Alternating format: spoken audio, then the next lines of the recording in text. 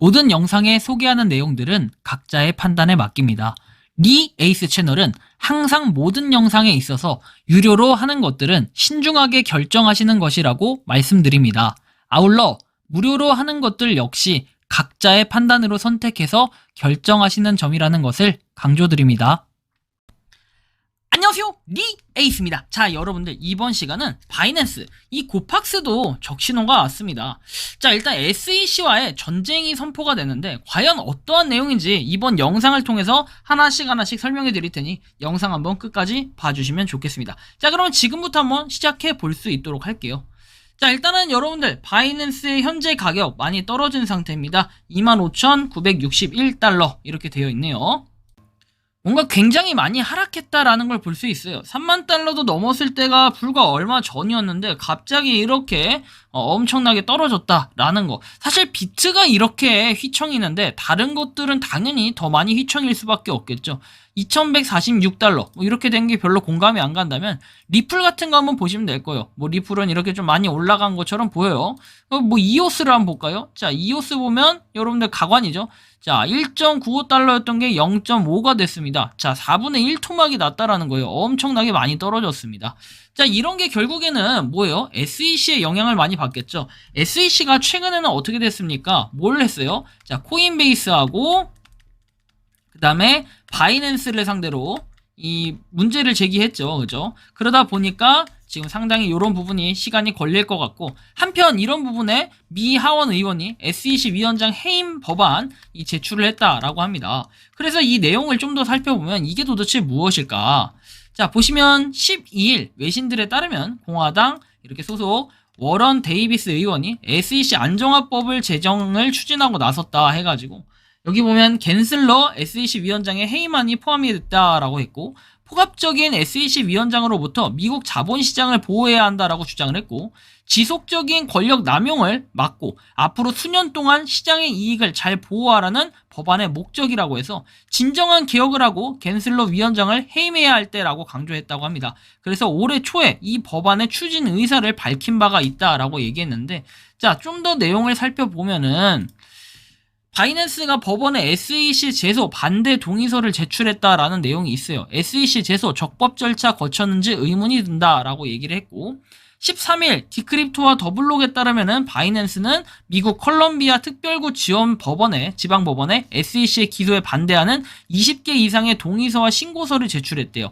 그래서 변호사는 SEC의 금지 명령 요청은 여러 이유에서 거부가 되어야 하지만 BAM 트레이딩이 고객 자산에 위협을 끼치지 않았다는 점이 가장 중요하다라고 얘기해서 SEC 주장과 달리 위협이 될 만한 비상사태는 전혀 없다라고 강조를 했답니다. 그리고 US는 오히려 SEC의 주장과 달리 우리는 파트너 은행들과 함께 자금과 고객 자금을 분리해서 관리하고 있으며 창펑 CEO가 바이낸스 US를 운영하는 BAM 트레이딩 계좌를 소유 중이긴 하지만 서명 권한이 없다라고 설명했습니다. 그래서 우리는 지난 2020년 12월부터 SEC의 조사에 적극적으로 협조해왔다라고 덧붙였다고 합니다. 좀 특이한 부분이 되겠죠. 어쨌든 간에 뭐 이런 부분도 있고, 지금 어떻게 보면은 SEC가 저는 생각이 그래요.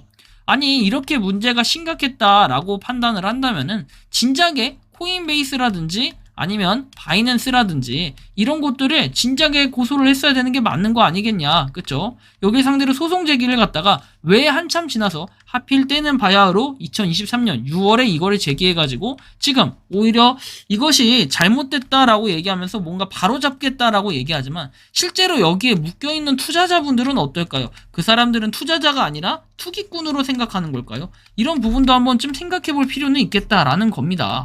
바이낸스 위기 속에 고팍스 인수 가능성이 한편 빨간불이 들어왔습니다. 그래서 금융위원회에서는 소송 상황 모니터링 결정을 하고 사업자 변경 신고 수리가 더 미뤄졌다라고 해서 570억에 달하는 고파이 이용자가 이렇게 발을 동동거리고 투자금 손실 가능성도 있다라는 이런 내용이 나오죠. 좀 더 살펴보면은 최근 금융당국이 가상자산 거래소 바이낸스에 압박을 이어나가고 있다.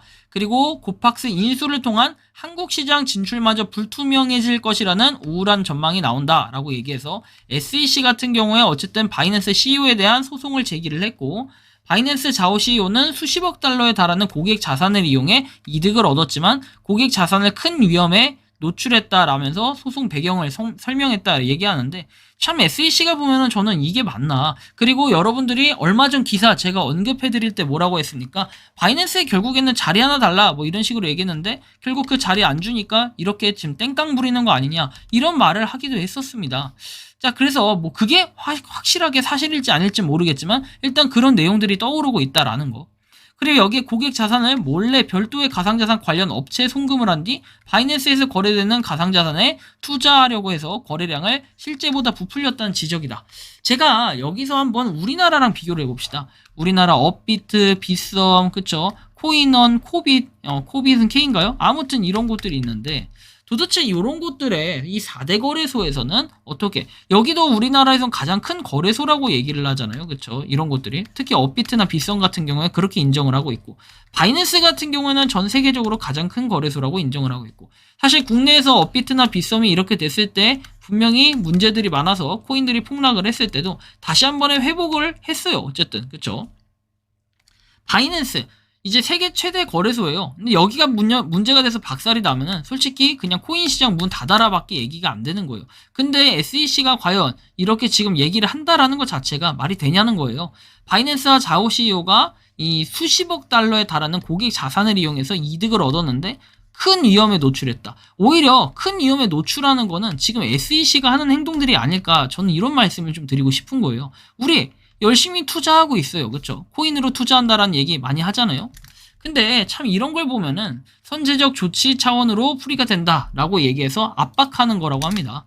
그래서 가상화폐의 거래와 스테이킹, 예금과 인출은 정상적으로 운영이 되지만 암호화폐를 미국 달러로 구매할 수 없게 된다. 결국에는 거래량을 아예 차단시켜버리겠다. 이런 얘기밖에 안 되는 이런 부분도 있어요.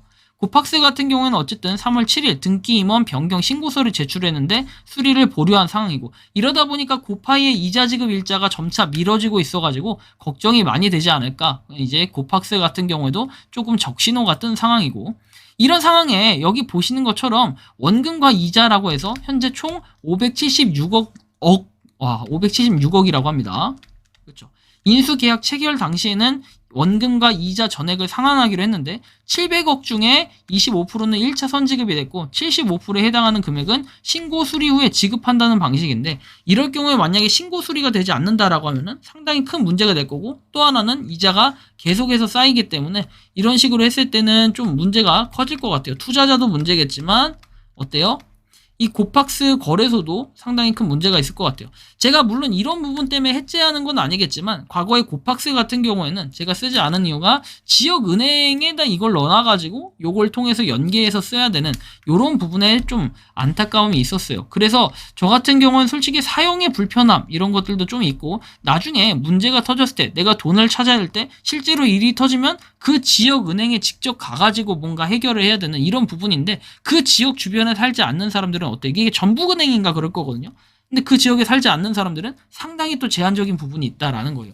그래서 상당히 좀 걱정이 되는 부분이 있었는데 사실 코인 시장, 특히 바이낸스가 지금 이러다 보니까 고팍스가 영향을 아예 못 받는다라고 할 수는 없어요. 그렇죠? 영향을 크게 지금 받고 있다라는 거. 하지만 이 SEC와의 전쟁이 선포된 이상은 제가 볼 땐 코인 시장이 그래도 몇 년은 가지 않을까라는 이런 느낌이 좀 드는데 어쨌든 이 부분이 좀 올바르게 해결이 돼야 될 것 같아요. 좋은 방향으로 해결이 돼야지 우리 투자자들이 좀 더 뭐랄까 힘을 낼 수가 있는데 지금 상황에서는 솔직히 이렇다 보면은 나중에 SEC가 만약에 이게 승소했다 그러면 솔직히 코인 시장은 거의 다 접어야 돼요.